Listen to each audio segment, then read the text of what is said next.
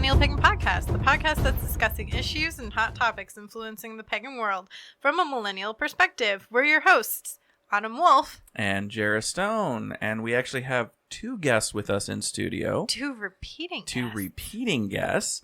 We have Lila and Izzy back with us. Hello. Hello. You'll remember Lila from our Law and Paganism episode way back when we were first a baby pod. And you'll remember Izzy from our Celtic Reconstruction episode. So, since we already, kind of got their coming of witch story, I know that the subject that we're going into is a little fun, a little intense. It's a little dark. Yeah. So, yeah, just as a warning. But, before we dive in, I kind of want to check in on everybody. So, how are you, Jera? I'm actually doing pretty good. Work has been kicking my butt, but it's one of those... I've been learning a lot recently and actually been getting a little bit more of a task-driven type role. Ooh. So it's definitely... Stuff has been building up to a good culmination for me.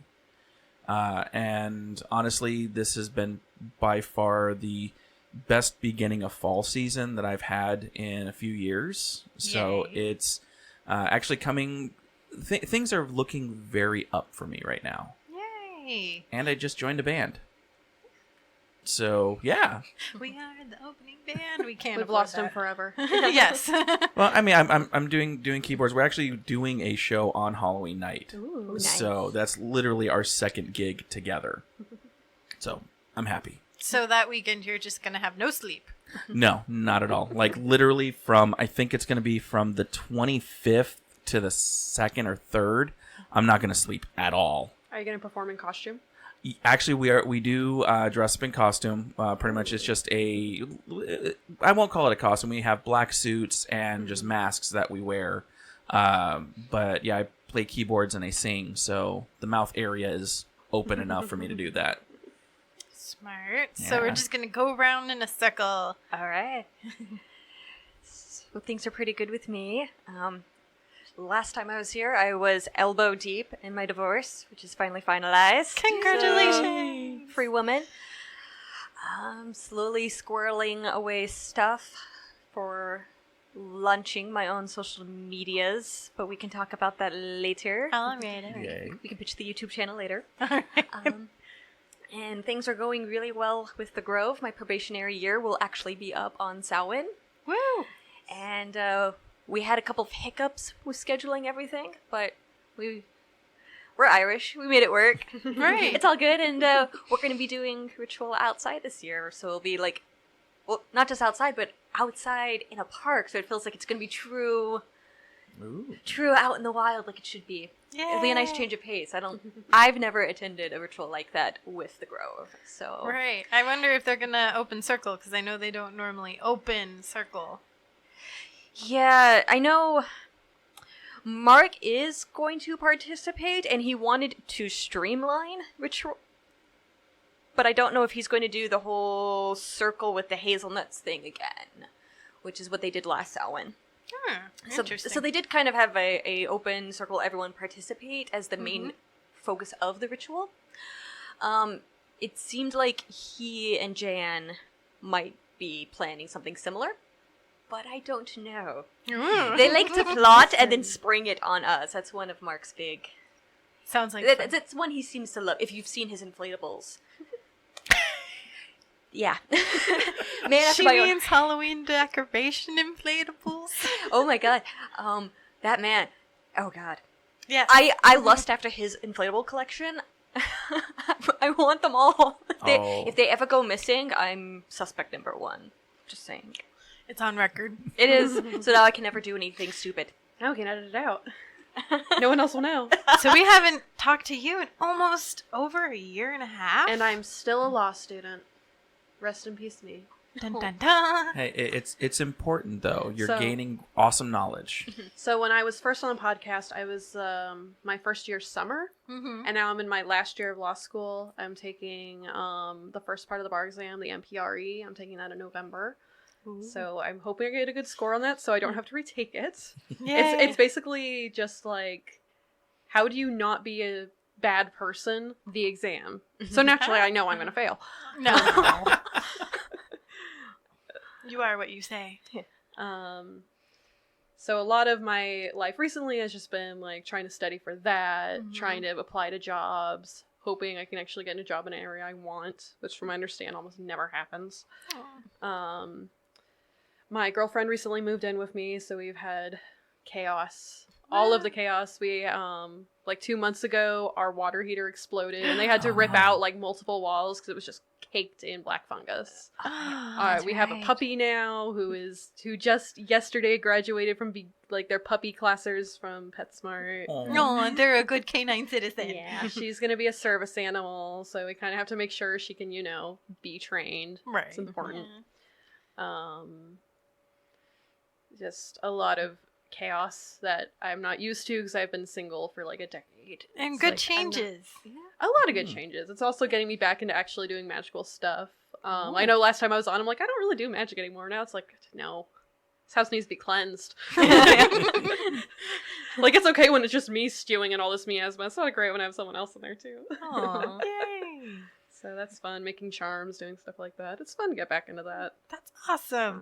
So if you guys have not listened to either one of these lovely ladies' first episode on, go ahead and go back because we're not doing that coming of witch stuff. They've already done it. Welcome back from listening to those 2 episodes, Coming of Witch Stories. I apologize for all of the law. Hey, you had law and I had a lot, and apparently was channeling Lauren Chen's vocal fries. So. I was taking evidence at the time, and it just so happened all the witch class cases were evidence-based. Oh, no. This is true. Yeah. So a lot of that podcast was me just reading from my outline and evidence. Hey, but they were both still fun. That's the good really thing. Were.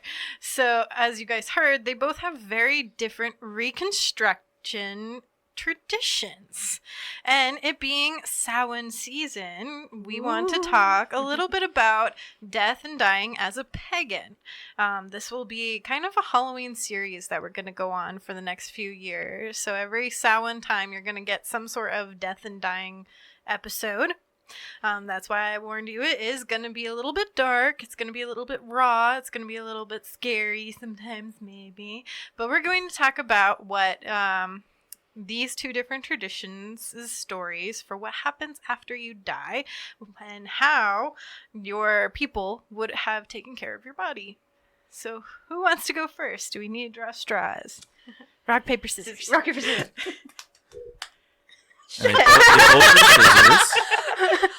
We both for those just listening, we both did scissors. Best 2 at a time. I know, it was just really kind of appropriate considering Roman Druid. Just saying. Okay. I mean, I actually wrote down my introduction, so I could go first if you would like me to, because I can just read. It's great. Go for it, because mine is definitely more... I have an outline. Oh, so, mine develops into outline eventually, where I just stop typing. Yeah. But I did... I wanted a really clear introduction. Oh, yeah, it's like I started with pretty outline, and then I ran out of time, and so then it devolves into my notes. Yeah, whatever works. Just be prepared for either myself or Jera to interrupt you randomly with weird questions. I expect it, and I also expect not to have answers. Welcome to Millennial Pagan Podcast, the podcast where random questions happen. I googled how to pronounce names, and I have dates written down. Come at me. Nice. Ooh, that's more homework than I've done in years. We will stop interrupting Maya and let her get on with her introduction. All right, so the Roman religion is often described as the Greek pantheon, just worshipped under different names. To some extent, that is an accurate assessment. The Romans equated many of their gods with their Greek counterparts. They did this a lot. I'm sure we'll talk about this when we get to the Celtic side of things. And educated Romans were often taught myths and stories from Greek sources like Homer and the Hesiod. Hesiod was an author. Roman poets like Virgil and Ovid often wrote about the Greek mythology in their famous works rather than in their native Roman myths. And the modern day Roman Reco Society, if you just Google it or whatever, is typically discussed as the Greeks first and then like in parentheses the Roman name. And often Greek sources are going to take precedent over the Roman gods just because that's how it's been taught for a very long time in our internet and our books, and everything reflects this. Further complicating the matter is that the Romans had a penchant for agnosticism. Religio Romana famously lacks in the orthodoxy towards faith, despite requiring very complex sacrifices and minutely detailed rituals from its Roman citizens. Modern historians sometimes tend to refer to Romans as atheistic in nature, which is frequently paired with descriptions of how they were like unbridled heathens and the imperials were all corrupt and stuff like that. Ancient sources also, if you look at them, because it seems like, well, let's just look at what the ancients thought about themselves. Unfortunately, the ancient sources also were very undecided on whether or not they held authentic religious beliefs, when not outright dismissing them as superstition. I found a translation, for example, of Cicero's Tusculan Disputations that like literally called belief in the afterlife as imbecilic. So. Wow. The sack of Rome in 390 BC destroyed almost all, if not all entirely, of the primary texts explaining the origins of Roman practices and festivals. So a lot of the later Romans were just kind of piecing together explanations from guesswork and linguistics. So when you're reconstructing Religio Romana, it's kind of about reconstructing the rituals and practices than like trying to figure out what their ideology was. So that being said, the Romans did have very distinct beliefs about the afterlife. First, regardless of whether or not they actually believed in the mythology, Roman burial practices reflected belief in the Hellenetic model of the underworld. Second, the Romans had this very distinct belief in deification after death, in which femorial spirits called the daemones could influence war, famine, death itself in favor of the living. The Roman emperors were also very frequently deified, but not the daemones were not at that same level, but they were still considered divine. Other spirits, known as like the larvae or the lemures, could be vengeful and harm the living instead. So there was a very distinct Roman ancestor cult developed specifically to appease and curry favor with the dead, encourage pietas from the living community, and reinforce civil inheritance laws. Because it's me, and I have to find the legal aspect of all of it. Okay. So now that I've got that through, I just want to real quick go over the Hellenetic myth. Most listeners, I hope, know this one. No, pretend they don't. God damn it. Explain to me. You get to choose which god, because it's the Romans. No, yeah. Notwithstanding name changes, the Romans were taught a version of the afterlife, which very much mirrored the Greece version. So when an individual died, their soul would first be ferried over to the river Styx by Charon, the ferryman, to the realm of Hades, Pluto, what have you. The ferry passage would take the soul past Cerberus, our favorite 300 doggy, upon which the soul would be judged. The Romans didn't have a really clear idea of whom judged the dead. Ancient sources typically cites the brothers Minos and Rhadamanthus, Telesmater, or Patroclus and Pastorina, which is, for those of you playing the home game, Persephone and Hades. I would prefer Spot to judge me. I know, right? But typically Cerberus, like, he was really, really nice when you were coming into the underworld. He was very, very mean when you're trying to leave the underworld. He's the guard dog. You can come in, but you cannot leave. Yes. I have, like, a polar bear of a dog guard right now, so it's like... It's like my dog. She lays in front of the door and she looks at you just so sad if you try to leave. Tinkerbell just tries to block you. Yeah. So regardless of which deity judged the recently deceased, the dead were typically divided into three general categories. First, the innocent and the pious would be sent to Elysium to live out their afterlife in relative bliss. And it was specifically like, you join a colony in Elysium and basically just live out the perfect Roman life. So who would be the pious? The short version. There is no short version. Okay. Well, the pious is generally like the people who upheld their oaths to the gods, the people who were good to their family members, the people who served honorably in the army. Those were typically the people who were considered pious. Okay. The impious would include like criminals, cowards, traitors, that much. And the criminals were a second class of dead who would be punished by the Thuries in Tartarus for their crimes in proportion for their inequalities. So are you going to get into describing these different levels, or should I shush? Not especially, simply because the Romans were, once again, like, one source in the Punicas, like, there are 10 different circles of hell, and then some are like, hey, you have Elysium, and you have Tartarus. So where did Hercules grab Megara from? If we're going to go Disney, He would have grabbed her from the river Styx. Okay. So there's 5 rivers of the underworld. There's Styx, Archeon, Lith, which is the one that you drink to forget your living life. I think there's Mensephone, and then like one other one I don't remember the name of. Wow. But the geography here is not important. Okay. Mainly because the Romans were like, They couldn't decide on it. they couldn't, the idea of this version of the afterlife was really popular according to the aristocracy, was really popular among the plebeians and the vulgar classes, literally, I have it in quotes, vulgar. How dare those poors believe they're having an afterlife, I know, right? No. So, punishment in Tartarus was not considered eternal, and some variations of Roman afterlife also considered other possibilities for the pious, like reincarnation. Huh. And Jera, you seemed like you had a question. Oh no, I was gonna say when you said the vulgar and that I had a flashback to a old friend of mine who never used to call people just homeless. It was always the homeless.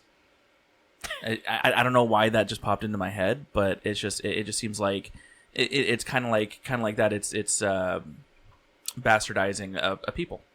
And most of the sources we have for the people who did believe in this version is both archaeological. We have a lot of remains that have, say, coins with them.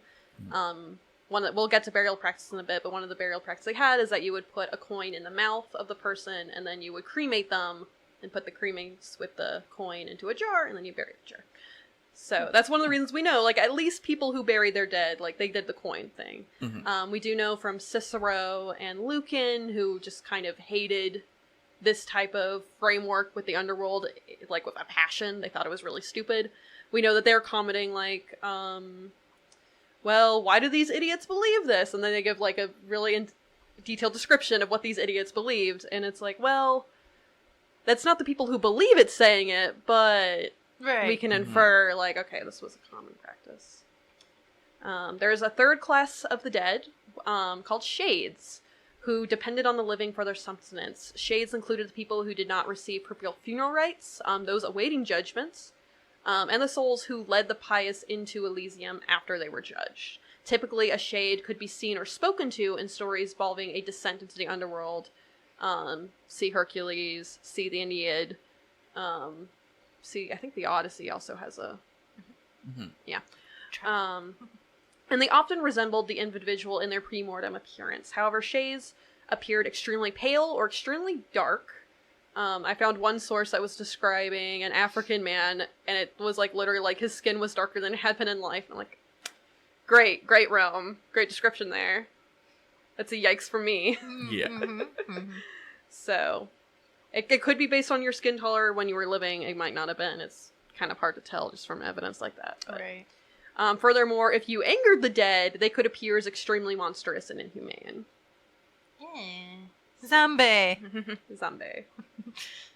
So my outline is slightly different, but I'll try and match Lila as much as possible. Right. I apologize. No, it's okay. So to begin with, I address both the Celtic tribes and the Vikings, quote unquote. Right. Now, both of these groups are incredibly diverse. When we're talking about the Celtic tribes, depending on which area you're talking about, this is a land that goes from sometimes even halfway down the boot of Italy or Italia, all the way up to Britain, and from modern-day Portugal to going over the Rhine into the tribes of Germany, or Germania. There's some debate among scholars if they're, would the Cherushi, for example, count as a Celtic tribe, or if they were just influenced by them because they were so close. And by some debate, she means a lot of debate that people won't stop arguing about. It gets very heated, very passive-aggressive. It's deliciously petty. If you think drag queens are awesome, watch some historians go at it. Get yourself into a historical history convention. Bring the popcorn. It is glorious. Oh, those petty bitches. Jera, I think we forgot to pop popcorn. I know, right? So there really is no consensus among the Celts when you're talking about Vikings or the Vikings. 3 main countries make up these bands of men. They were bands of men that we now apply this term to the whole of society, but they came from mainly Denmark, Norway, and Sweden, and then proceeded to infiltrate everywhere. Everywhere. Yeah. Everywhere. Pretty much. It's like, I dare you to find somebody who doesn't. An issue that also comes up with Roman historians is Rome also very famously was in these exact same areas. So you'd have Roman historians talking about the Celts, and then Celt historians talking about the Romans, and then as time goes on, you have the Holy Roman Empire talking about Italy, the Vatican, and then once you get over the Counter-Reformation, you have people trying to be very nationalistic Germans trying to describe Italy. It is very, very difficult. Yeah, trying to read out the cross-contamination of, I was doing my best, it's like, Rome, get out. You have someone else talking about you. I'm not going to talk about you. So actually, I really tried to weed out anything that was like a Roman influence. So actually, I don't talk about Despatir because I'm like, no, you're gone. I will take Despatir. You can have him. He's glorious, but I'm like, you have somebody. Somebody else is going to be in somebody else has control of you. Responsible for you. So jumping in. Starting with the Celtic tribes as a whole, generalization, they didn't write down a lot.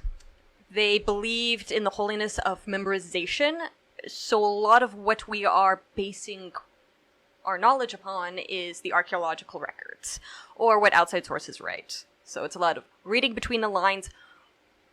What did the Romans write down? Why did they do it? Caesar wrote it all down because he wanted to think he was awesome. I can tell you this right now. Yes.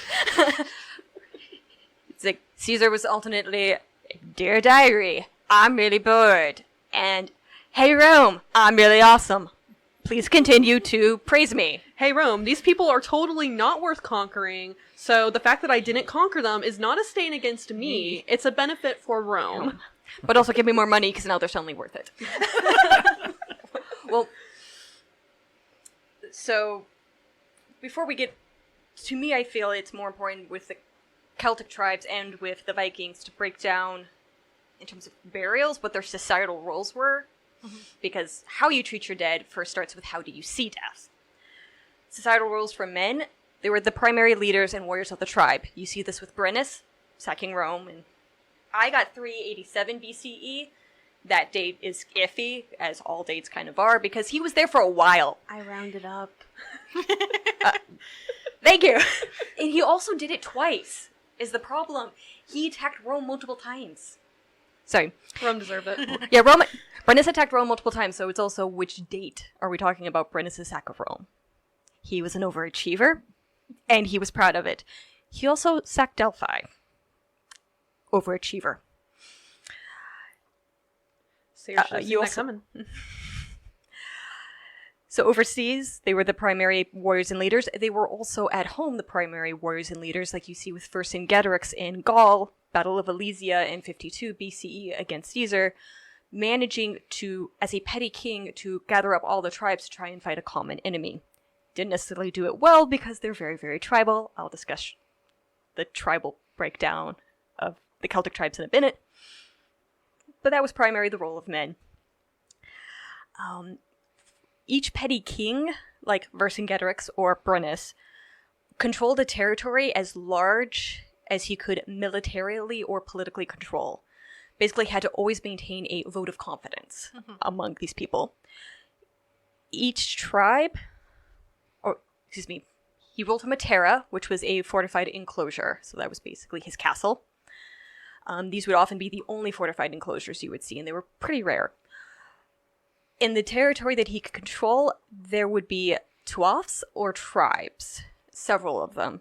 Again, it was whoever he could convince to be loyal to him for an extended period of time.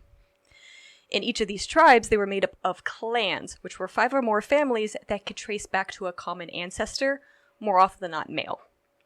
So, king, tribe, clans, the breakdown. Society for the Celtic tribes actually looked really similar to the medieval society. There was a lot of diversification in terms of the roles they would play, craftsman, warrior, farmer, etc. Military service would be owed to your king. Anyone who owned land owed military service to the king. Both men and women could own land, And a woman did owe military service. If she felt she couldn't serve it herself, she had to send a representative. They also participated in clientage and fosterage between the clans and tribes to foster goodwill. It was oftentimes your foster parents would be considered closer than your actual parents because in a sense they chose you.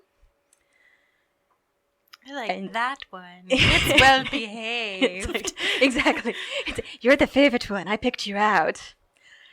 And your rights were based on your status in society, not your gender. They primarily participated in cattle raids, especially in Ireland is when we see this. These were for political and economic advancements, sometimes for personal reasons like the Twain Cooley, or sometimes just for entertainment. They often just did it because they were bored. That's just my average Tuesday. Yeah. Like, go out, do a cattle raid. They hadn't invented true football yet. You can't blame them. Well, they're halfway there. I know.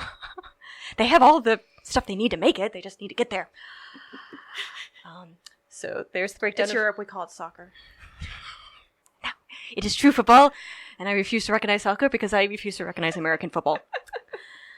For the women, yes, they could be druids, chiefs, and warriors as well. In the Twain Cooley, Mev does point out, though, as a queen, she's rather unique. So how common was it? We can't really say. But it was possible. Even the Burhan laws recognized that it was possible.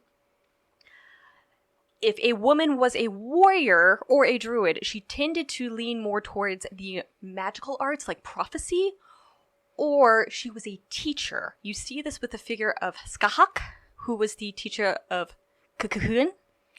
Did I get it right this time? Or was I closer than last time? I don't know. Yeah. So they would be responsible for... Female warriors would teach all the warriors, so both men and women. Mm-hmm. That was one of their primary duties. Because they were considered more... not more intelligent, but they always seemed to kind of take more managerial positions. So it was like they were considered more analytical and they could teach you because they understood your weaknesses. Also, this might have something to do with women being considered more in touch with the mystical, magical side of things. Hence why female druidesses seem to be more in charge. When female druids pop up, they seem to be the ones prophesizing or making these really weird predictions, like to the Roman emperors. The one with his name means boar. She goes up to him in a pub and basically he's like, when he's a common foot soldier, and is like, you're going to be the emperor someday, don't be a dick. He's like, what are you talking about? And he becomes emperor. There was one, and I don't remember what it was, but it's like, you'll become emperor when you kill an ass or something. Yes, and that one. And the future emperor killed the guy whose name was Ass. Mm-hmm. Oh, wow. Yeah, there was a couple of... Yeah, it was great. Moving on to the Viking world a little bit later, they participate... It was mainly the young men participating in raiding. Mm-hmm. They did it for a variety of reasons. Did they run out of space? Were they bored? Did they not have enough food? Were there not enough women? And so they needed to go elsewhere and convince women by any means necessary to come back and be their wives. Who knows? These are all reasons given for why did the raiding start. Raids mainly took place in the summertime. There is some evidence that what first triggered the lead up to the raids was climate changes because of a volcanic eruption in 536 CE, and then comets hitting the ground over Earth, obviously, in 750 CE, one of which being the ones they saw at Lindisfarne, which, started that mystical story about doom is coming, the dragon's in the sky, and then Vikings show up. So, there we go. Men were also responsible for everything outside of the home in the Viking countries. They were the ones responsible for attending legal and judicial meetings and representing the family in all matters. In urban areas, they were often craftsmen. In rural communities, they were considered the backup help. And they didn't do much. It's true, they were basically of backup dancers to the women. Because in Viking society, women ran the show, but they didn't get any of the glory, really. It's kind of sad. They could help with the husband's trade if they were in urban centers. We now have more evidence that they did participate as warriors and leaders. They were definitely settlers, as you can see in the Icelandic sagas. But again, how common was it? We don't know. You know, like those great figures like Lagatha or like Boudica in Ireland, they may have been just kind of extraordinary times, call for extraordinary people. But they did exist, so we know that. It's kind of like the inverse problem of Rome. Like, we know everything Rome did. We just don't know what they believed. It's like, yes, we know. Whereas- Stop writing down the fact that you sent your husband underwear. We get it. You love him. Or the guys who were in Britain and they kept asking for shoes because it was so cold. Interestingly enough, there is evidence that in Viking society, unlike for men, age actually brought respect for women. So older women were actually valued, whereas older men were considered a burden. Dang. We're not going to shove old women off of cliffs, just men. There's no evidence that they actually did that, but I know. yeah, there actually is. What a fantasy. I know. However, women were more likely to die of disease because they were the primary doctors and carers of the sick at home. And there was some equality for women, but again, it depended on your societal rank, and it was more set in stone than it was in the Celtic tribes. There seemed to be more social mobility among Celtic tribes, whereas Vikings were much more like, no, where you're born is where you stay. Accept it. So, moving on to the deities, now that we have their little worlds set up, for the Celts, war and death were intertwined. There's no real set death deity. It also depended on your region or your tribe, who you worshipped. I managed to find a long list of both male and female deities. To narrow it down, the two that seem closest to true death deities are Dawn, who is associated with Dispatir. Supposedly all men are descended from him. That's an interesting legend. So, in the Celtic world, we are descended from the god of death. There's also evidence of Sucellus possibly being a god of death as well. He's a war god who carried a hammer, so some evidence like Thor, and he may have blessed things with his hammer similar to Thor.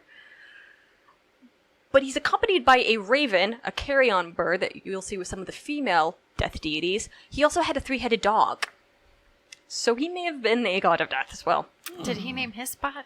I don't know. They didn't mention the dog's name, just that he had one. And I was like, more details. Oh, that's right. We didn't write shit down. Go the Good Omens version, just name him dog. Yeah. On the female side, there was actually a lot of war goddesses. They're more common than the male, which is interesting. The biggest one being the Morrigan and her 10 billion sister goddesses or other forms. She's kind of amazing, but she is commonly recognized as both war and death, so they were intimately intertwined. There was no delineation. You were both. She's also associated with the ravens and such.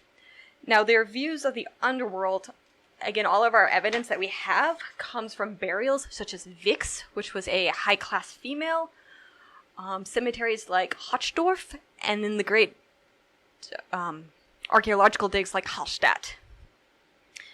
Caves and pits were seen as portals to the underworld. And if you're trying to recreate what it looked like, you have to go to how modern day Ireland views like the Fae or the fairy world. Also, banshees. You can see how they viewed death in the underworld through them. So it was the land of abundance, but you could also piss them off. So you didn't quite want to go there and mess with them, but it wasn't a bad place to go. There seemed to be a belief of a constant cycle of reincarnation and rebirth, so they didn't fear death. There was a belief that your head was the seat of your soul, and so they had an obsession with heads. And also the concept that debts in this life carried on to the next world, so you never fully got rid of your karmic or monetary debts. And it could be monetary debts. Like, you could be born and a druid standing over you going, in this lifetime you were this person and you owe this person this. Oh, fun times. Wow. No, I don't want to keep owing my FASTA. Yeah, you could. However, you could also carry on traits, like positive traits and skills from one life to the other. So, that was fun too. Moving back to the Viking world, there are 4 main deities of death, also tied to war in a lot of cases. Odin, Freya, Hel, and Ran, weirdly enough. Deity of the sea, and there's a reason for that. Each one had their own realm where certain categories of the dead would go. So Odin would take warriors and kings who died. Not necessarily in battle, it seems, for the kings. They probably would be dying in battle because they're leading they were expected to lead the charge. Mm-hmm. In modern day paganism, they seem to be trying to stretch the definition of who is a warrior, and I'm strangely okay with that. Freya, especially as her role as leader of the Valkyries, also took a portion of the dead to Folkvang, her hall. It seemed to be warriors and their partners, so they could stay together in death. Aww. This might tie to the fact that she's constantly chasing after her husband, who's never there. Stop going to different worlds and learning things and sit down and talk to me. No, it's like, come back, you bastard! It's like, see, look at all these couples I have. It works. It can happen. All we have to do is It's the actually evidence. spend time together and talk. it's like the other men come home after the summertime. You can too. I'm gonna go have some mead with the boys. I'll be back in 3 months. Stop. Those who died at sea got to go to Ran because they were buried at sea. So, hence, Ran is now a deity of the dead. And for everybody else, they go to Helheim. Hel gets them. Now, if you believe Snorri Sturluson, anyone who died of old age, disease, or was evil goes there. Mm-hmm. But he's kind of a tainted source. There seemed to be, in the general public, just a belief that because Hel was underneath us, and because the primary way of burying the dead was to actually bury them, mm-hmm. that you just went straight to Hel's realm, where you were buried underground. Families often stayed together in Hel, and it wasn't a bad place. You just kind of continued on as you were. But it wasn't necessarily that bad. It was just kind of boring. Yeah. And, you know, your new queen is kind of half dead. Mm-hmm. And decaying. Yeah. And I can go more into how they viewed the underworld with the burial rites, because that's when we really get hard evidence. But that's kind of the overview of how did they see death and how do they see their deities in their underworlds. Awesome. Yeah. So we're going to take a short break, and we'll be right back after these messages from us. Millennial Pagan Podcast is exclusively supported by Patreon. Listeners like you can gain great benefits from your favorite show, such as... At $1 a month, you get a personalized shout-out at the end of the next full-length episode. At $5 a month, you receive a thank you card in the mail with a Millennial Pagan Podcast button and sticker enclosed. Additionally, $5 a month supporters have access to our monthly 30-minute minisodes. Patreon supporters are also the first to learn about new and exciting updates to Millennial Pagan Podcast. More benefits and exclusive content to come. All right, and we are back from that awesome break where we talked to you about a couple different things. Yeah, you learned stuff. Yes. So I know we were talking a little bit about the, we kind of went into Celtic and Nordic death deities. Kind of wondering a little bit more about the Roman deities as well. There are a lot of the same deity with a lot of different names. So, all right. So because of the Romans' tendency to equate deities across cultures, the Romans had many names for their underworld deities. Mm-hmm. They were also had a tendency that if they were in a different area, they would practice as those people would practice. So we have records of the Romans doing Celtic worship. Emperor Tiberius found it extremely noteworthy that his son Germanicus did not sacrifice at the temple in Judea, because apparently that's just something Romans were expected to do, which is weird because that's monotheism. But, so there's a lot of just going to places and being like, this seems right, I'm going to do it, enjoy yourself. It's like, you know, the old saying, when in Rome. Yeah, and that's part of the reason when Christians weren't sacrificing, it's like, because you are here, you're part of our society, we expect this, mm-hmm. and you're not doing it. So, let's just go, God of Death himself, the big guy, the one that usually gets depicted as the devil in kids' movies, and it makes me sad. So... Blue hair and all.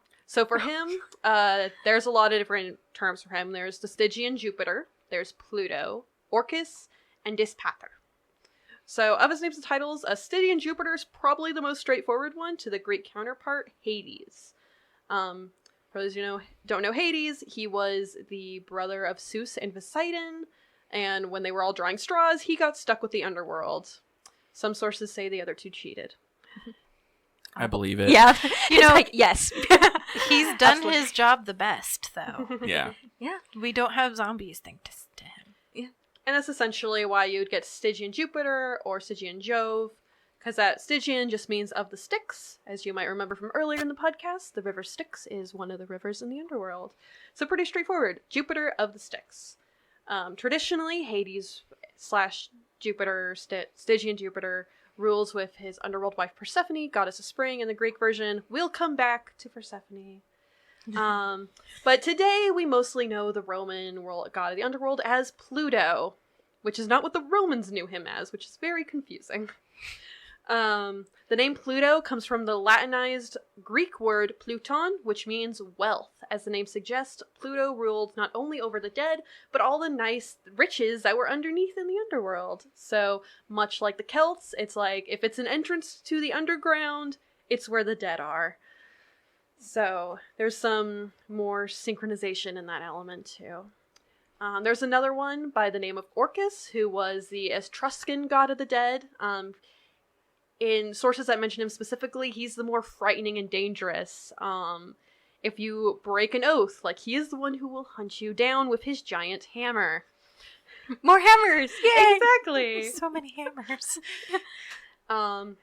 Eventually, he was conflated with the Roman Dispater, who was often referred to as simply Dis, who was, like, the kinder and protective figure in Roman pantheon. Dispater basically translates to the wealthy father, or the faraway father. So kind of like Father Earth.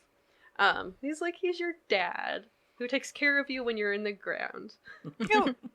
Oh. So, but it is important to remember to the Romans, Dispater was Orcus, Orcus was Pluto, Pluto was Stygian Jupiter was Hades. Trying to dissect where one of these deities begins and the other ends is incredibly difficult, if not pointless.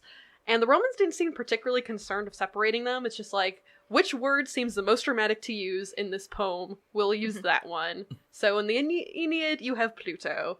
In other versions, you have Orcus. Ultimately, what you need to know is the Lord of the Underworld was kind of this all-powerful, terrifying, merciless, but also kind of capable of making sure that his worshippers were, like, taken care of well in the afterlife. And, like, they would, the secular games, which would happen every 100 years, were to Dis and Proserpina, which is Roman Persephone, and that was specifically to get rid of disease.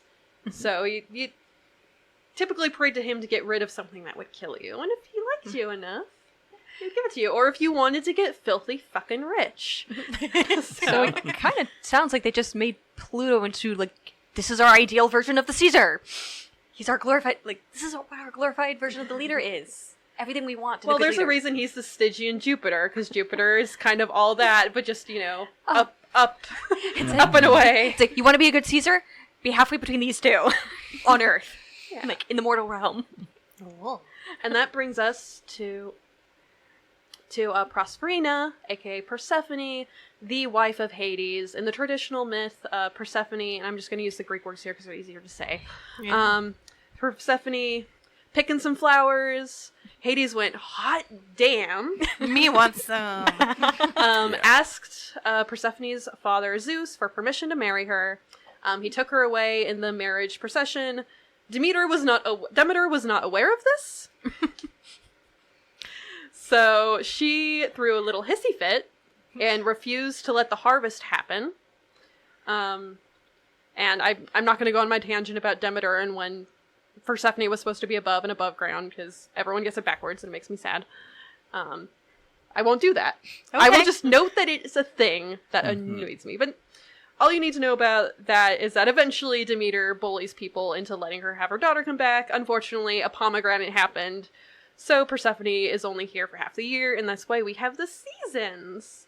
Yay! A pomegranate happened. And apparently Zeus never learned. It's like, you need to actually talk to the women. You fuck around with. If you're gonna reproduce with them, if you're gonna like fall in love have with to play them, nice with them, or they will make your life hell. BT Dub, my wife likes to turn humans into, food. By the way, I like to sell off your offspring, to my brothers. Yes. Also, her brother. They're all related. 1, stop fucking your sisters. 2, stop pissing off your sisters. 3, stop being an asshole to women in general. Your life will be easier. So, totally tangential to this conversation about, like, incest and marriage and whatnot. But, the Greeks didn't really take the whole, all the gods are related to each other, so literally, the Romans very much did. And it endlessly amuses me. Yeah, 'cause they actually... The Greeks wrote it down, it has to be true. Like, no! It's true! No, it's just using it to illustrate a point. Sorry. So Persephone is now pomegranate happens. Yeah.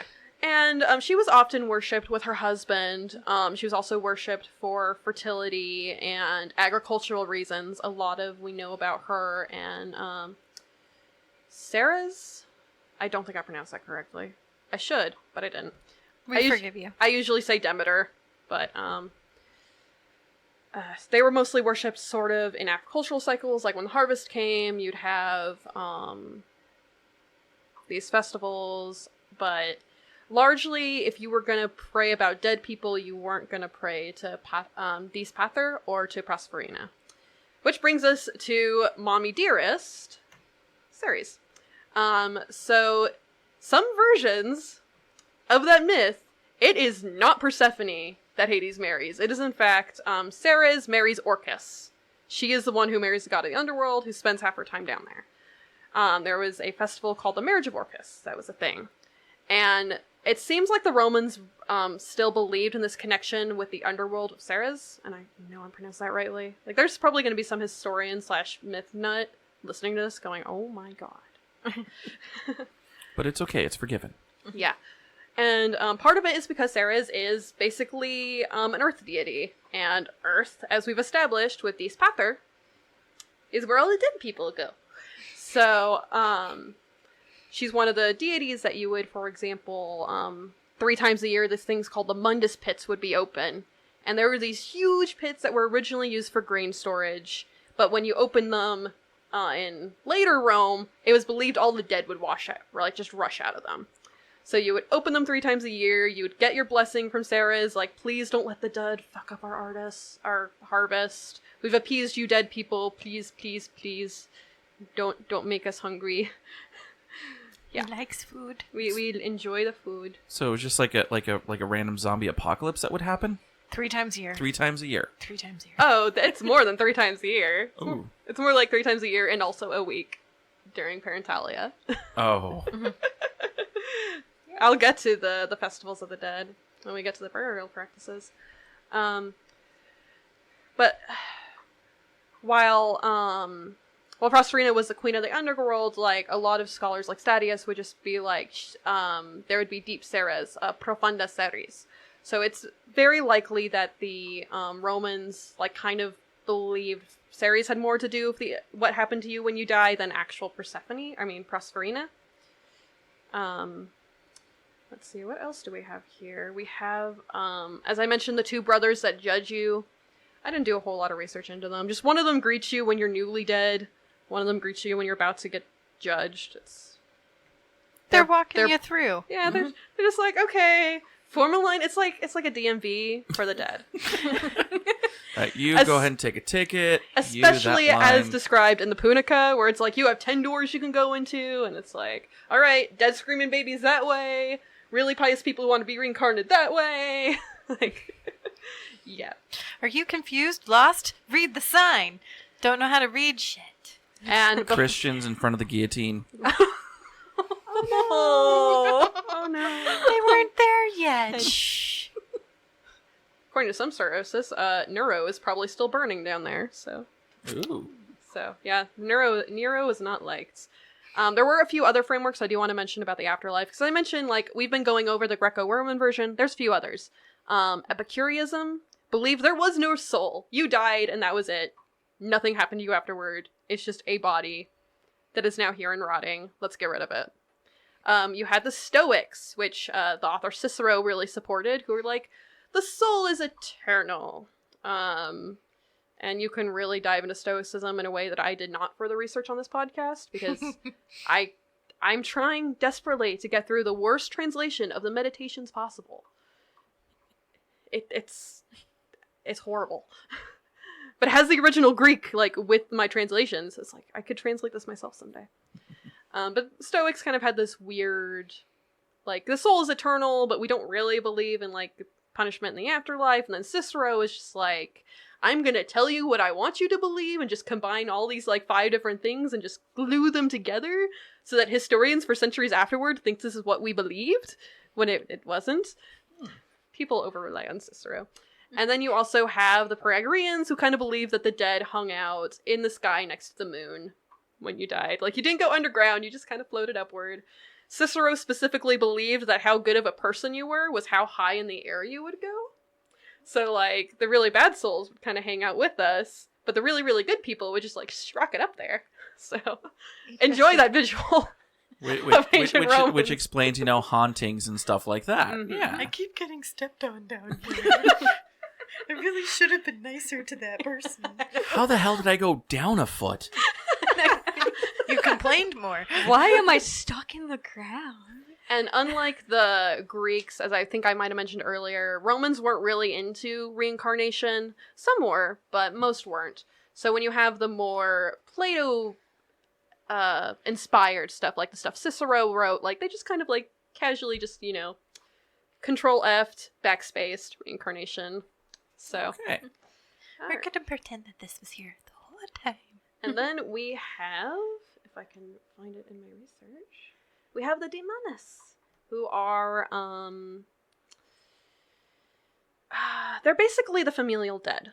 It was believed that when you would die, you became a divinity, not necessarily a god on the same rank as, like, you know, the Olympians, but you became a divinity. So when it came to the Manes, as far, like, the only real criteria of worship for them was you were a member of the family of the deceased. The Manes typically had mortal human characteristics, like, they were believed to be, like, you know, a shade, essentially. They were given offerings. I will get into that when we get into the more funeral and holiday-related stuff. But they're not what we would consider ghosts, because ghosts kind of just seem like something that stick around that aren't really divine. Like, they might screw your day up if they're a poltergeist, but by and large, the Manes were not. You also have the emperors, who actually did become gods on the level of the Olympians. So that's another level of what happens to you when you die. But generally speaking, it was believed that once the funeral had commenced, you were just kind of hanging out either in the underworld or in your tomb, or if you're one of those people that believe you're hanging out on the moon, that your family would be able to contact you and you could kind of influence what happens to you. So there's some writings about Priscilla, the wife of some poet, where what she did in the afterworld was petition the fates, like, hey, let my husband live a long and happy life. So it was believed, like, on the behalf of the living, the dead could be like, hey, maybe cut that cord later, or cut that cord a little sooner if you've been bad to the dead. I'm sorry, I just feel like when we're talking about the people who believed you just hung out on the moon, that they're the Scientologists of their time. Proof that we haven't changed all that much in several thousand years. No. But there was also, like, reciprocal relationship. Like, you had, and this is where pietas comes in, which you were asking about earlier, and I'm like, we'll get to that. It was believed that in order for the Manes to be happy with you and your family, you had to show them piety. So you had to make sure that you gave, you know, offerings at their tomb at the times of the year you were supposed to. You're supposed to, you know, serve your country. You're supposed to do stuff like that. And if you were impious, then the dead would be mad at you and not help you. Interestingly enough, women and children were given a lot more power in the afterlife than they had in Rome, because Rome was kind of famously very patriarchal. But the wife gets to decide when you die if she goes first. You know, if you have a small child, even an illegitimate child, like, you better take care of that kid, because that kid is going to influence, like, how well you are off These are people that are in the land of the riches, so. Good to know if I'm ever murdered by a spouse. I'm suddenly rethinking my future divorce plans for round number 2 of we go out gladiatorial style and only one of us leaves the ring. Because I'm not going through a second divorce. I don't blame you. And the Manes weren't just prayed to for personal gain. For example, the Roman armies could call upon the Manes to, give me victory in combat. I dedicate all the dead of the opposite army to you. There's at least 2 cases where the general is like, all the enemy dead, and also myself. Ooh. So, Ballsy. little human sacrifice there. I expect to not live through this at this point. And that was, for the record, they were fighting Carthage, because Carthage must be destroyed. Yep, definitely a brown pants moment. And there was 2 ways you could do this. You could just be like, all right, I'm giving you this sacrifice, you better do the thing. Or there was, I'm going to give you the sacrifice, and I hope you do the thing. So, yeah. Wait, Rome knows how to ask nicely? So yes, they were nice to their dead. Yeah, not much to the living. Yeah. But, hence why they kept pissing off, quote-unquote, barbarians. It's like, if you stop taking the lesson from Zeus, stop shooting yourself in the foot. Life will go nicer to you if you stop breaking promises. Well, that's where Orcus comes in. He hunts you down with a hammer if you break a promise. Yeah, but did he do it if he broke promises to, for example, the Iceni? Apparently not. True. We saw how that went. Well, I mean, in that case, it would have been like Orcus was clearly liking the Romans more than the Iceni, or he would have done the thing. Yeah, the Iceni just weren't pious enough. That's what the Damn. Romans would Yeah, justify themselves. It's like, are we going up against Andraste or Orcus? Or in Arminius' case, I guess, for a while, his god won. So moving on to funeral practices. The funeral allowed the living to demonstrate their piety towards the dead. So that was one of the big ways. You're like, I am really pious. You should really, really like me now that you're in the afterlife. Look at this wonderful funeral I'm throwing you. Or you can do the Cicero thing of like, spend your entire life fighting for a monument for your daughter. That just never happens because everyone in Rome hates you. Aww. Poor Cicero. And part of that is because this is the first time this person is being worshipped as a god. It kind of sets the bar of what they should expect. So if you, just go out of the gate running, here we go. Awesome funeral. Yeah. So the Romans, depending on where in the timeline you are, because this is an empire that spanned 1,000 years, sometimes just burying in the ground was considered the pious thing to do. Sometimes lighting the body on fire, having some wonderful cremation feasts afterwards. That was also considered the proper thing. It really depends on what source you're reading and when. It doesn't really matter. I saw one historian that's like, we think just some rich guy decided to change the status quo and then everyone copied him. So It's like wedding dresses. Yeah, they really did like their fashions. yeah. So during the funeral, the person was considered into an unstable liminal state. So essentially they were dead. They were definitely dead, but they hadn't quite gotten to the afterlife yet. Whatever version you believed in, moon, underground, other. So the funeral tended to be a 7 to 9 day event. The first day, body gets taken care of. Just to make sure, they are definitely dead. Yes. Yeah. Then there would be, there was at least one person or one source that says that you would remove a bone at that time. It's for purification reasons, but you remove a bone. We don't know which bone, just a bone. Could be a femur. I mean, they would have the body on display for roughly 5 days, which I can't even imagine the smell. Yeah, you might want to remove something a bit more discreet and easier to get to, like a rib. Yeah. Or maybe a finger. Ooh, that would be a limb, though. The whole thing. It's also multiple bones. You could do the fingertip. You could just cut over and take out a rib. Yeah. Something that's you don't have to see. Mm-hmm. And essentially the period of mourning would last, at least according to Varro, until the bone was reunited with the body at the tomb. So it was just kind of a marker. Okay, we took the bone on this day. How many days? I don't know if they made marks on the bones or whatever, but we have Varro and one other source that's this was a thing that happened, but it's so commonplace we don't need to describe it. Cicero does that a lot too, where it's like, here are the things you do for a funeral, but I don't need to describe them. Like, no, Cicero, describe it! Bullet please! points, but not actual explanation. Yes. Yes. So, basically what happened, the body would be taken with a procession, where it would be taken to either be cremated or buried.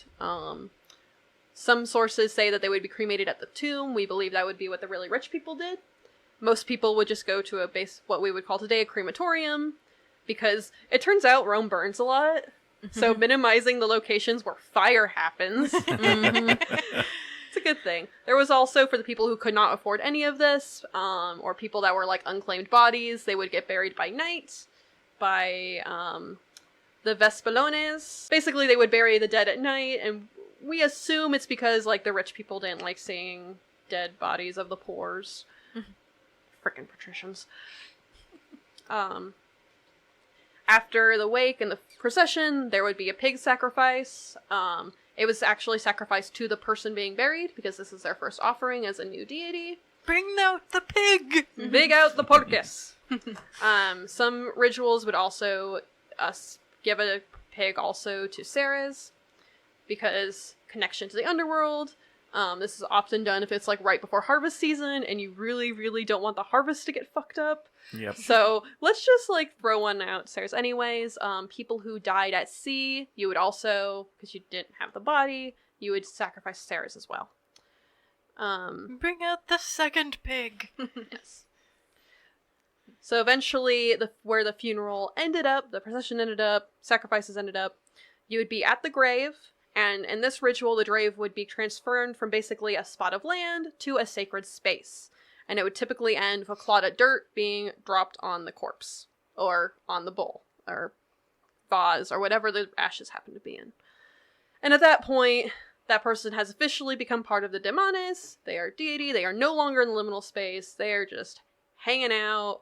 Hopefully you gave a really good sacrifice. If not, I'm not even sorry, you're Romans.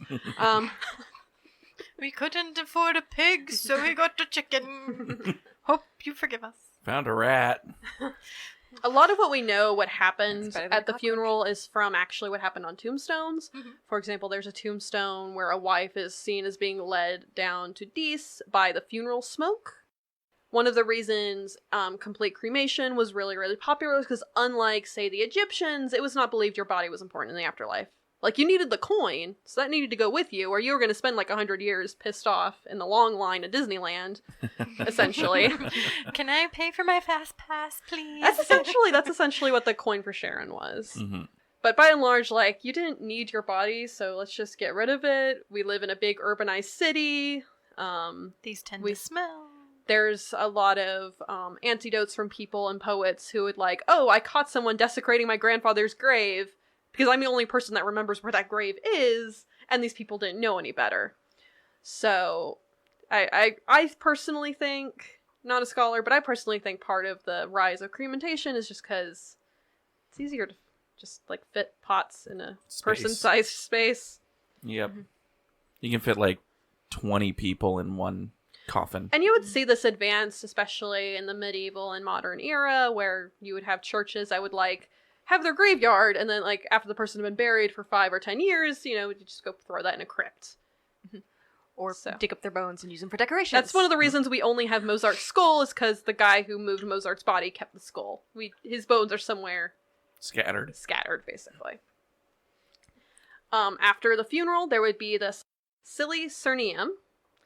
It was the name of a type of blood sausage, for all you English folks out there. And it was consumed as, like, a purifying thing. Eventually, as Rome did not know how to manage its money whatsoever, it'd be really common for the upper class, patrician, imperial funerals to be followed after by gladiatorial games.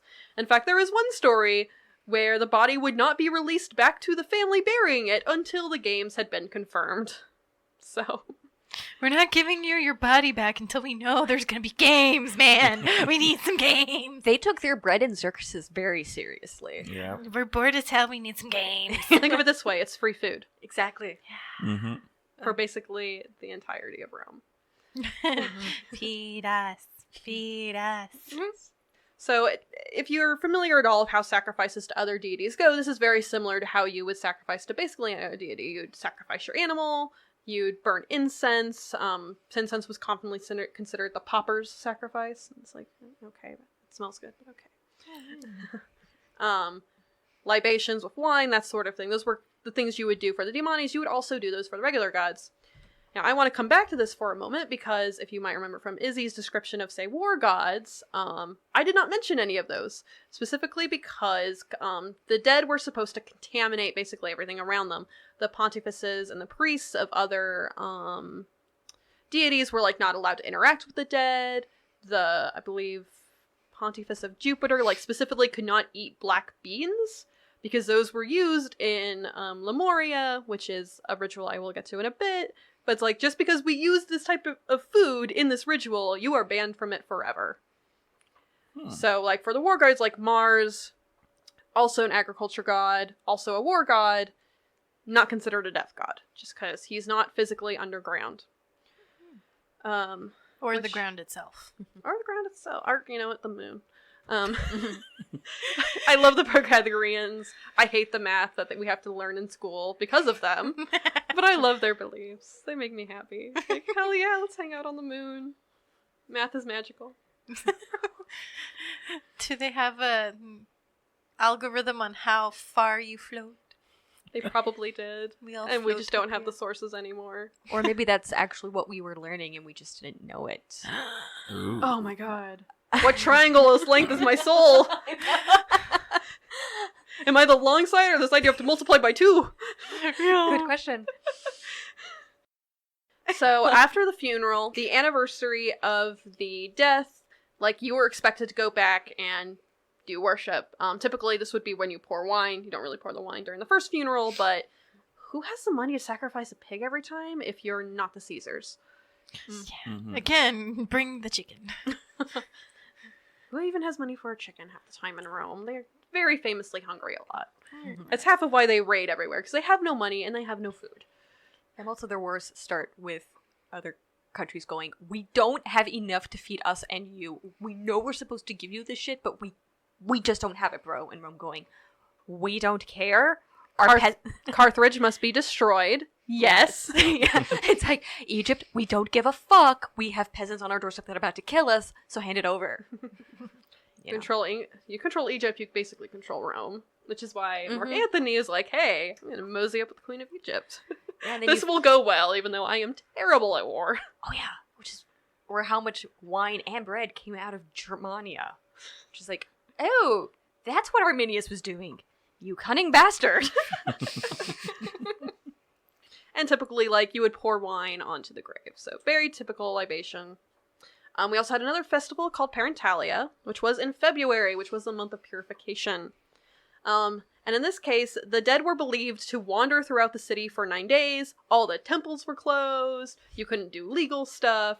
Couldn't really have market. And essentially during this time, you were expected to go, it was a private festival, but you were expected to go to your family's grave sites, worship outside. So while you're doing this privately with your family, every other family in Rome is doing it too. And conveniently, this is when people would get murdered, because no one was in Rome to witness it. And Cicero tells us all about it. And the last day of the Parentalia, which is Feralia, it was kind of considered a day where you would, like, just make up with all your living family members, because you're supposed to be pious to the living as well as the dead. So it's a nice little, like, we've all purified, we're closer now, we haven't killed each other on this week-long Thanksgiving. Which, like, to Romans, like, that must have been a challenge. Yeah. I'm sorry, I called you a dick on Monday. I won't do it again until next Monday. And that's traditionally why we think the funerals were, like, 9 to 7 days, is because you'd have basically a week to mourn, and then, day of burial, day of when the body's actually found dead. Because we think, some historians, some disagree, it's academia, think that makes sense. There was also the Lemuria, which was a festival in which the evil dead were thought to be hanging out in your house and could actually touch and kill you if you don't appease them. There were 3 nights non-consecutive, which was May 9th, May 11th, and May 13th. Tangent, Romans thought even days were not good days for rituals and festivals. So, for example, Saturnalia is 2 weeks long, but that's because every other day they did the festival part. Just tangent. And essentially, the leader of the house, typically believed to be like the patriarchal figure, he was supposed to throw beans over his shoulder, say some bad poetry because it's paganism, and be like, I hope they eat these. Just gonna throw them into every corner. Oh, that's where the black beans come from. Yeah, because black was the color of the dead, and black beans are one of the very few food items that are naturally black. So, yeah, black was considered color of the dead because underground. If you wanted to worship very specific members of your family, you could. For example, I don't think the Scipio family, ever stopped worshipping Scipio Africanus, aka the one who defeated Hannibal. Because most people, you don't really remember, past your grandparents. I would say that's pretty standard even today.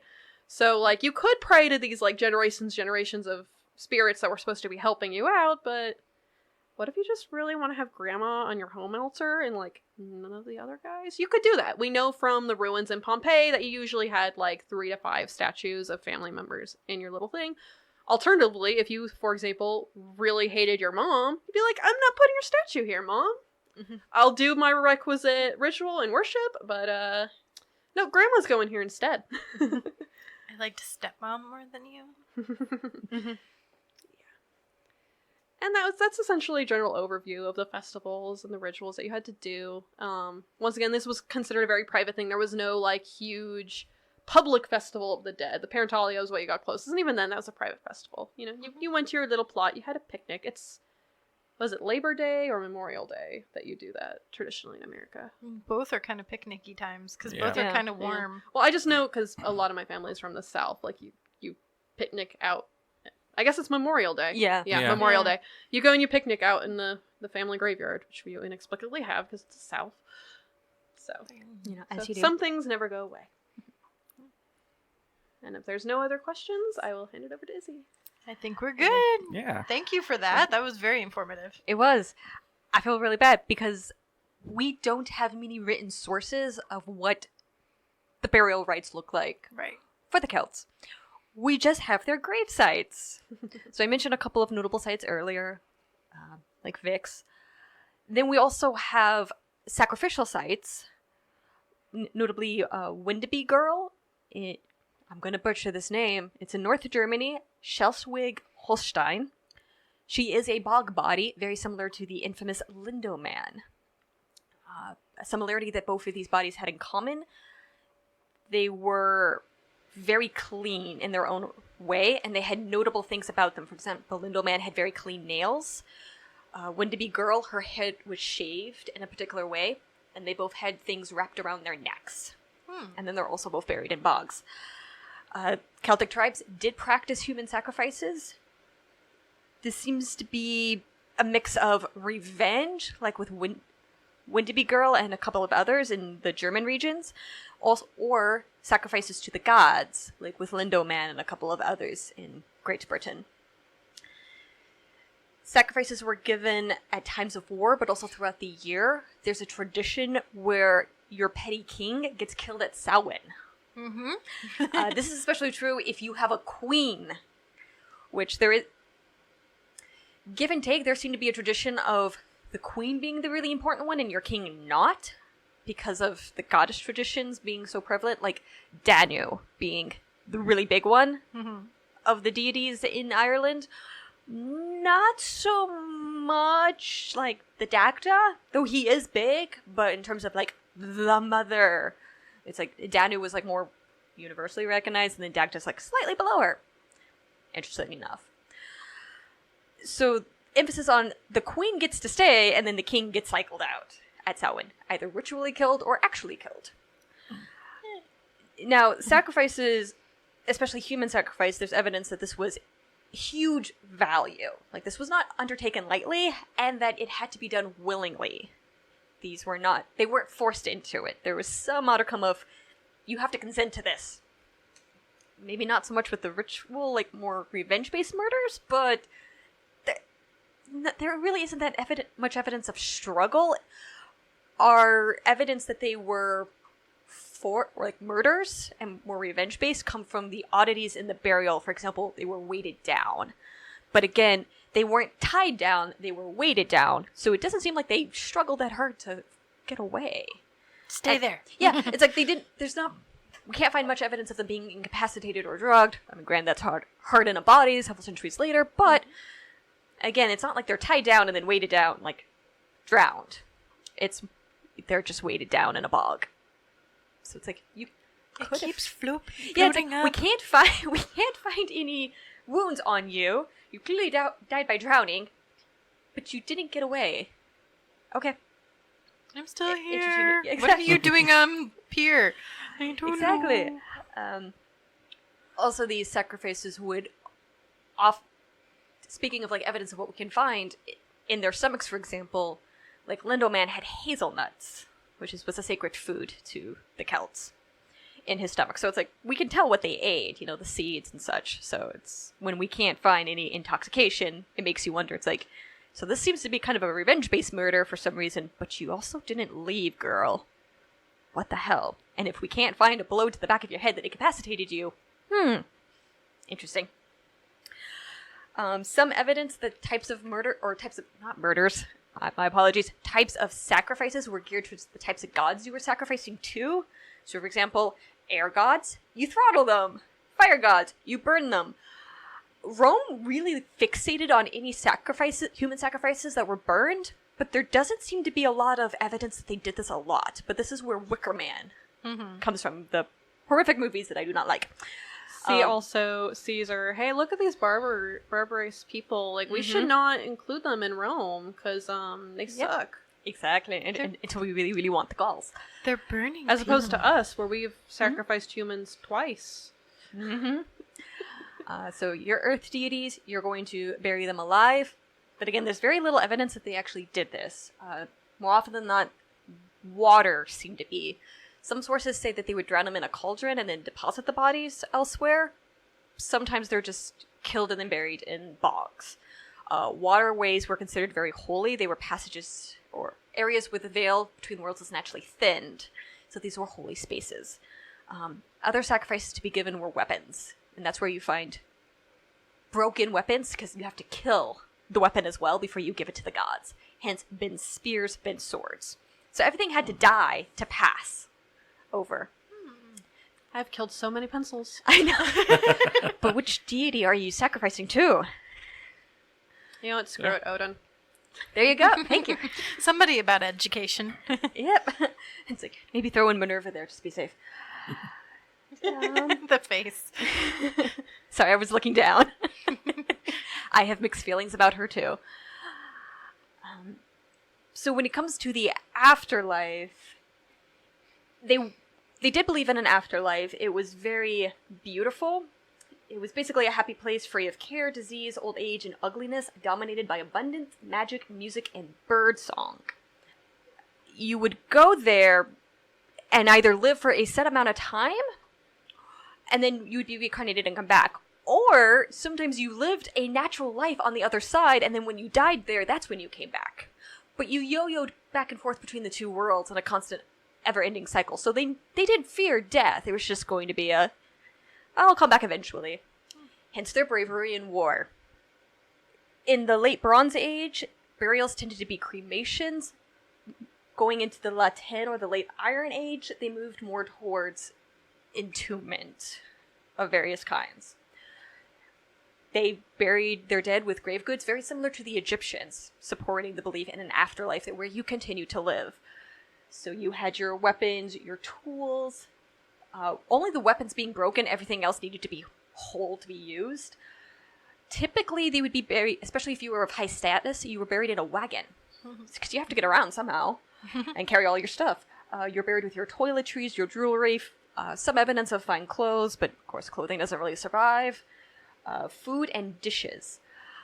We found, I can't remember the site, but like the Gundestrop cauldron. Huge cauldron, big enough to serve a massive party. It's basically a giant punch bowl. Cauldrons are also used, though, for rebirth. So again, some evidence of maybe the dead it's like you need to bring your own cauldron to be reborn into the afterlife, and then maybe that is also how you're going to come back. So bring your own cauldron for serving alcohol to your guests on the other side, and also so you can come back in your next life. It's like the chicks in the cake. I'm here. Exactly. Somebody get me some ingredients for punch. It's like, I'm here, bitches. Who wants Long Island iced tea? Even though we have ingredients for sangria. Right. There you go. They probably had that. Sometimes people would be buried separately in these grand tombs. Sometimes they're buried together. We have a burial of an old woman and her maid, a woman with two men, a man and a woman couple together. So there wasn't real much continuity when we can find them. There was a wide variety, but the common traits seem to be belief in an afterlife, and you need shit on the other side, so we gotta give you good stuff. Burial practices really didn't change all that much until Rome. And then it became more Romanized. Until Rome shoved their foot in it. Rome. Insert Star Wars Imperial March here. Pretty much. Moving on to the Nordic countries, they had similar causes of death as the Celts, so warfare, accidents, illness, childbirth. We have more evidence of what their burial rites would have looked like. Women often would have sat with the body and kind of midwifed the soul across as death, so there was some evidence of basically a practice of death doulas. Women also then would have been responsible for, once you are dead, closing the nostrils, mouth, and eyes of the dead by wrapping the head in cloth as they wash the body and prepare it for death. If you die at home, you need to carry the body to the burial site using a special route so that if, for whatever reason, the dead comes back as a ghost, it can't come back home. It gets confused because the dead will remember the route you took. So you have to try and confuse it. The dead of the Nordic countries could become guardians of the family if they were noble in life, but if they had disgraced themselves in death, they would become ghosts. A famous example of this was in the sagas Thorlof Clubfoot, who caused a lot of trouble. The way you get rid of ghosts, you have to decapitate the head and bury the head face down in between the knees or the feet. There was some evidence that the Irish also did this in later times. And make sure, it's like if the dead comes back, well, first it has to get its head and then it's going to be looking down, so it's going to dig down. In Thorlof's case, apparently he kept coming back as a ghost and causing massive shit, so they ended up having to cremate him and dump his ashes somewhere else. There's some question of where that somewhere else was, but they basically had to cremate him and get rid of him entirely. Well, it should be a question, because if you know where it is... He might come back again and cause even more problems. Like, if no one can tell him where he is. It's like, it was the end of the saga. I guess they got tired of writing about the dead dude. I could just kind of see like a bunch of people just like passing in the street, passing a briefcase with his ashes. Yeah. It's like, it's your turn. You have to take Grandpa. Dump some of this somewhere. Dump some of this somewhere. Mm-hmm. You're a traitor. Just go along your route. Yeah. So whether they buried you or burned you tend to depend on where you were. Denmark and Russia seem to like burning. The other countries seem to like intimation. Evidence of how the cremations went gets a little sketchy, especially when you're trusting Arabic travelers. They really like the idea of murdering lots of people in burning alive with the dead guy. There's only one source that says that. There is some evidence of the dead man being buried with other people.